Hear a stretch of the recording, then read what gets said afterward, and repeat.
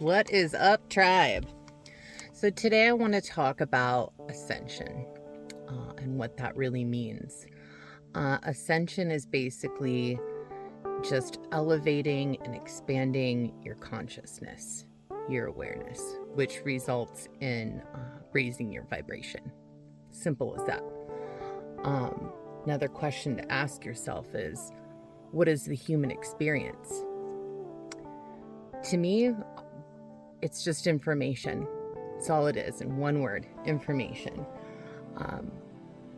We are gathering information about our lives to learn about ourselves so the source can learn about itself. And we're here to just gather information and go through the experiences, good or bad. Going through the ascension process is definitely a struggle. There's nothing easy about it. It's quite uncomfortable because change is uncomfortable. You go through lots of layers of things that are just unfamiliar. So you have struggles through the dark night of the soul, right? And that's kind of where your beginning of the ascension starts. And I remember thinking, if I can just kind of get through this part, it's going to get so much easier. Well, the more you dig, the more there is.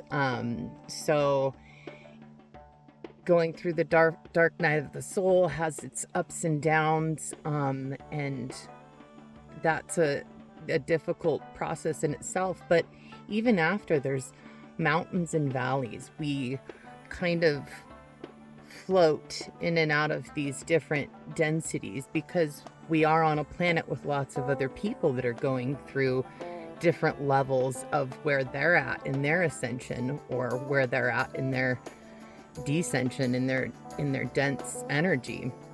So we still, as all being a part of the one, we still experience that with other people.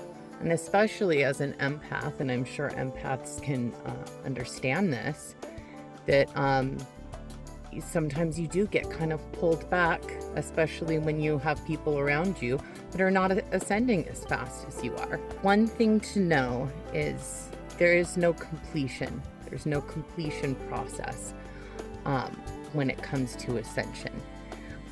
There's only evolution.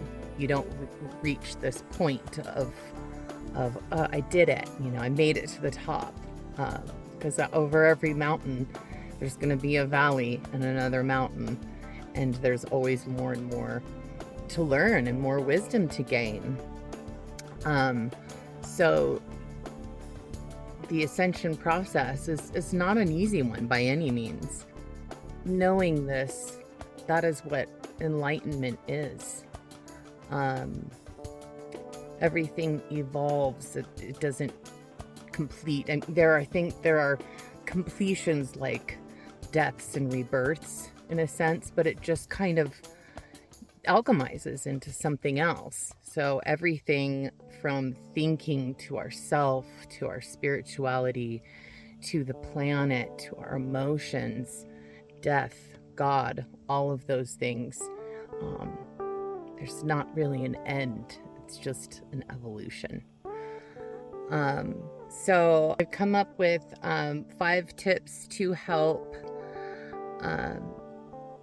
this process to feel a little less rocky, a little less kind of all over the place, to keep you centered and keep you kind of leveled in a good place, and maintaining a higher vibration instead of having such deep dips into the density again.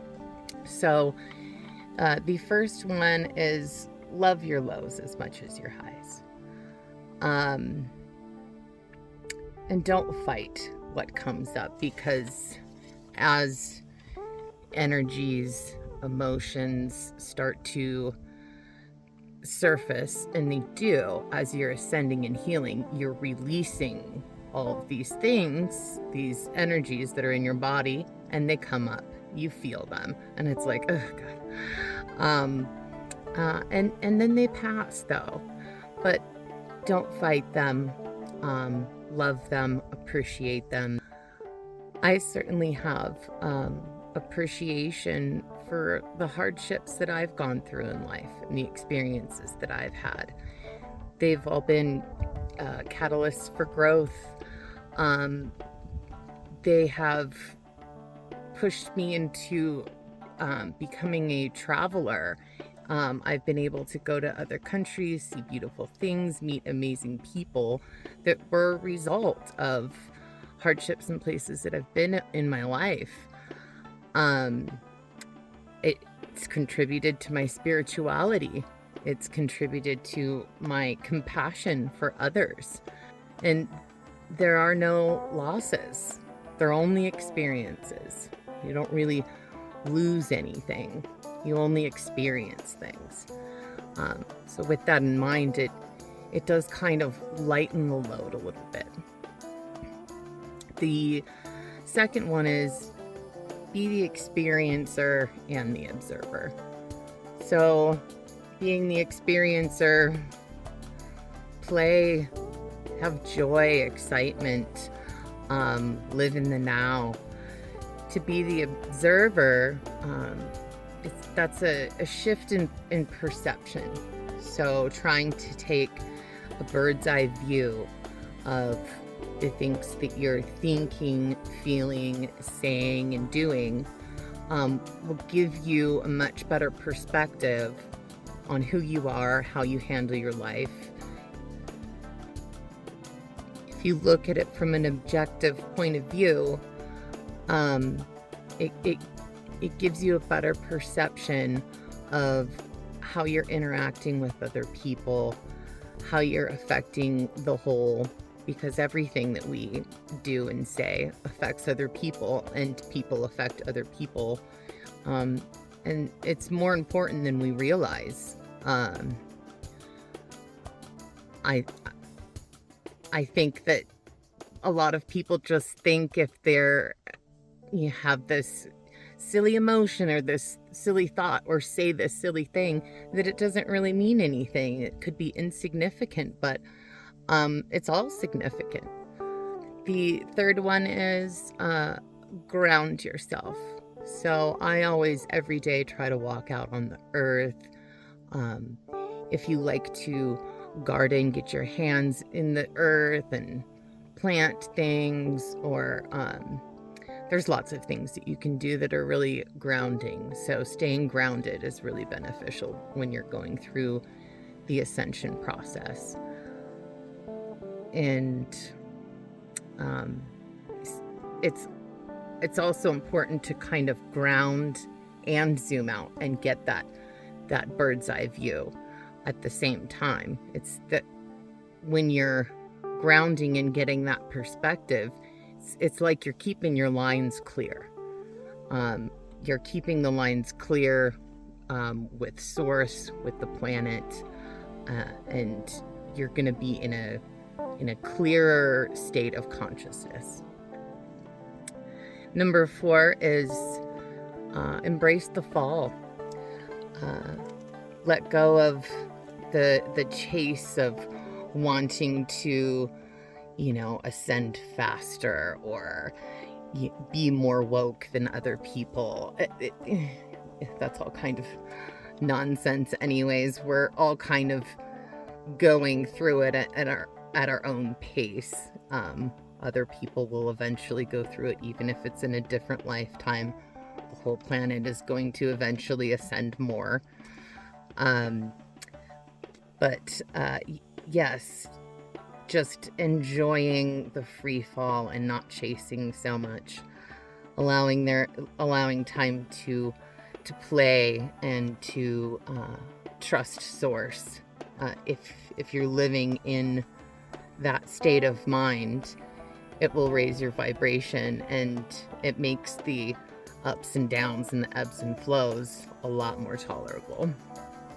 Make room in your life to be the experiencer, to look at it like I'm going through this experience, whether it's a good or a bad thing, and really kind of immerse yourself in the idea of that I'm a human having a human experience, and what is this all about, and looking at it from a bird's eye point of view, as well as really experiencing that.